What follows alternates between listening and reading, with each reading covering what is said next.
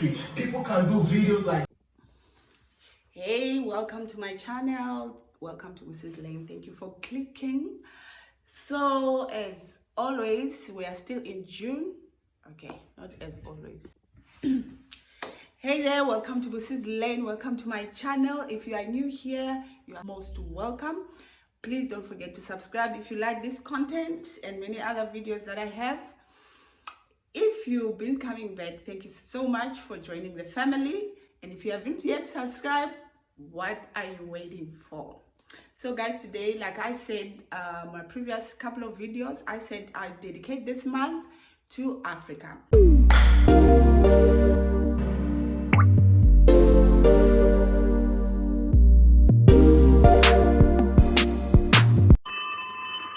A few days ago, I came across a couple of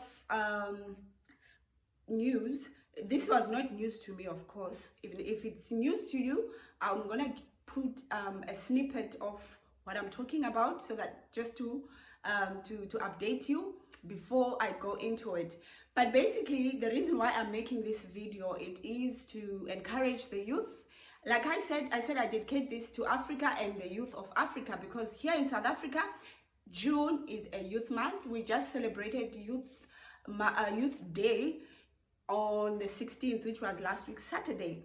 So I'm still in that vibe of things, and I'm really very much interested in youth, just besides it being a youth month and all. I want to show you a snippet of one of the YouTubers who is a youth that created this video. I think it was 2-3 years ago, and I want to actually just comment about it. And I also want to update you, as in the same content that was created by this YouTuber. I want to update you on what has been the latest on it, because on the Saturday, on Saturday, when it was youth here in South Africa, youth celebrations on the 16th, one of the African child who is now, I think she's based in, I'm not sure where she's based, but she works for one of the biggest news company or broadcasters. She did a very, I clap hands for her actually. If I was wearing a hat, I would take hats off. She did a follow-up story that I want to show you on this clip. Let me show you. So this lady, this clip, as you can see here, okay.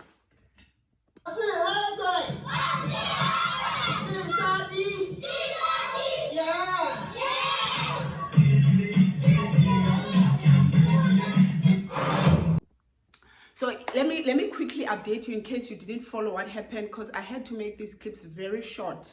So here you hear African children, you can see as well, African children who are thinking they are learning Chinese, but actually I'm not sure if they understood it very well, what they were saying in Chinese language. They were being taught by an adult. So whether they understand what they are saying or they don't understand, at this point doesn't really matter, because as you can see, they are very young kids, and I'm sure they were very excited to be learning Chinese. But when you listen to the content of whatever the Chinese man, adult, was teaching them to say in Chinese, you begin to realize this person had no respect for the kids themselves. He had no respect for himself, for coming from all the way wherever he comes from. Now, I don't have to translate what these kids were saying, but it's totally unacceptable, and it's totally disgusting, and it's something to frown at. Because if you would go to their country right now, if you would go to any country for that matter, kids, most countries today, kids are very much protected. They've got rights, and they've got policies that protect children in a country.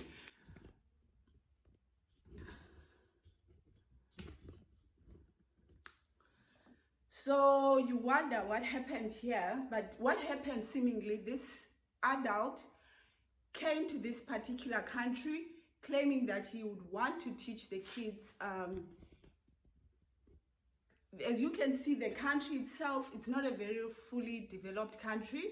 he came with false promises or false pretense, telling the parents that he would love to teach the kids his language, which is a Chinese language. I think it's Mandarin or something. And instead of teaching something decent, something that is purposeful, or something that is, that will teach the kids, purpose, he teaches the kids how to insult and look down on themselves without the kids knowing, or without obviously the parents knowing this. So this guy that I showed this video where I sampled it from, his name is Wodamaya. He's a young man who actually had an opportunity to go study in China. And so when he came back, he realized, or while he was still in China, he did realize that, okay, there is a different way that Africans are being treated in China.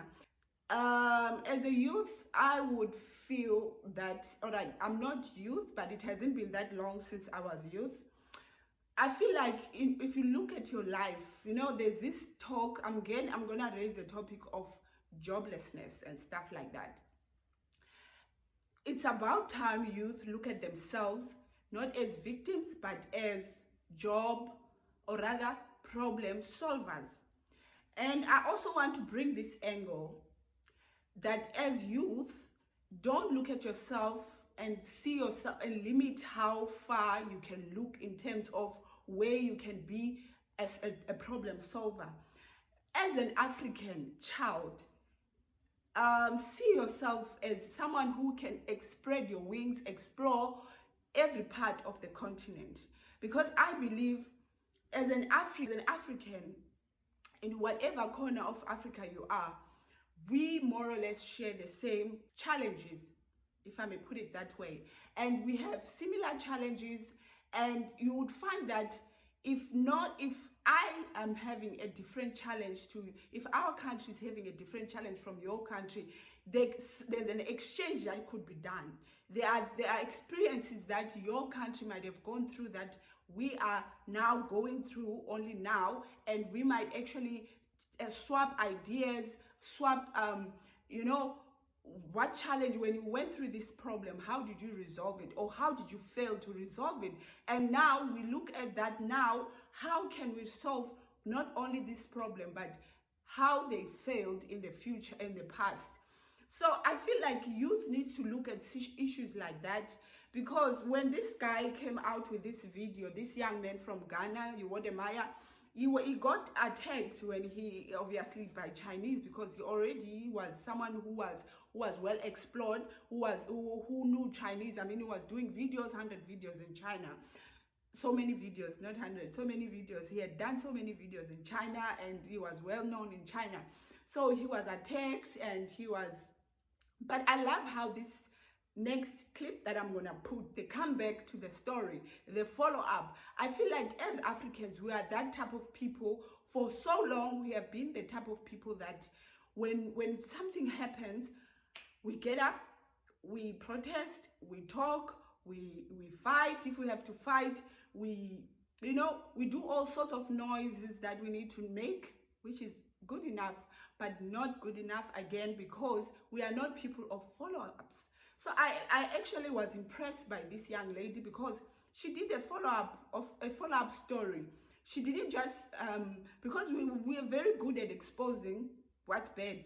Make no mistake, we expose that, but doing a follow-up to make sure a wrong that was done is being corrected, or someone is accountable, takes accountability when it comes to whatever wrong that was made, we don't do that.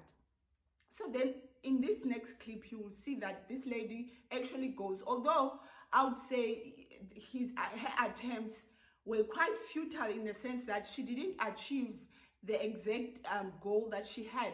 And her goal was for this man to actually own up to what he was doing, and but of course, who's going to do that in an international news broadcaster, knowing that his name, his face is out there? 哦，你知道吗？这是舞会是吗？这是误会。他们说你上天不打过小孩子们，打过小孩子。勇于的说，对。 So guys, as you can hear here, or rather read on on the screen right there. This guy was very argumentative. This guy was very defensive, and there had been other sources that said the guy beats the kids, the guy maltreats the kids and exploits them, as you can read for yourself. But the guy just kept denying, and he even says most Malawians are anti-Chinese. But you wonder, why is he there if that's the case?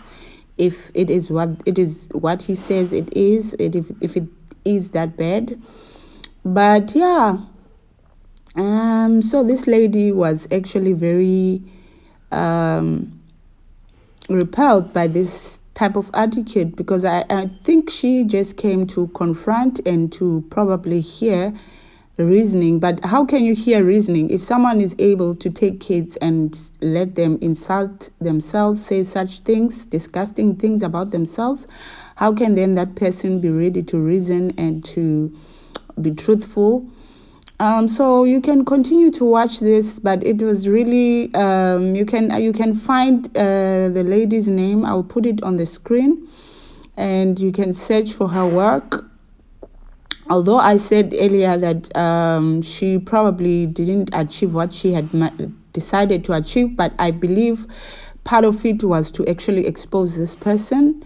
And hopefully people who, like UNICEF, that claim to protect the rights for kids and to protect all children, might take it in their hands, or something like that needs to be done.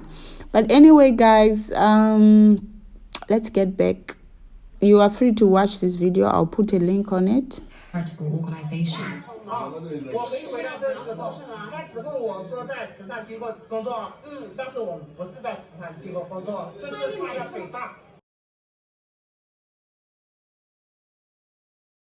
So I could say she didn't fail as in the sense of failure, but she did try to expose and let us see the face of this man that has done that, and let also those who this man belongs to, those who are accountable in terms of how they want these countries or these continents to liaise or to work together.